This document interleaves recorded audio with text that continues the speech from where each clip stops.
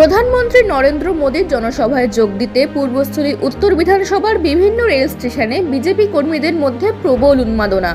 শনিবার ভোর থেকেই পাটুলি, বেলেরহাট, লক্ষ্মীপুর, পূর্বস্থলী, ভান্ডারটিকুড়ি বিভিন্ন স্টেশনে বিজেপি কর্মীদের জমায়েত দেখা গেল। তাদের গন্তব্যস্থল হাওড়া রেল স্টেশন হয়ে কলকাতার ব্রিগেড গ্রাউন্ডের মাঠ। ভারতের প্রধানমন্ত্রী নরেন্দ্র মোদীর বক্তব্য শুনবেন সেখানে। এদিন সকাল 8টা নাগাদ পূর্বস্থলী রেল স্টেশনে দেখা গেল, সেখানেও প্রায় হাজার খানেক বিজেপি কর্মী জমায়েত হয়ে আছেন। কাটোয়া হাওড়া লোকাল ট্রেন ধরে তারা যাবেন ব্রিগেডে প্রধানমন্ত্রীর জনসভায় যোগ দিতে।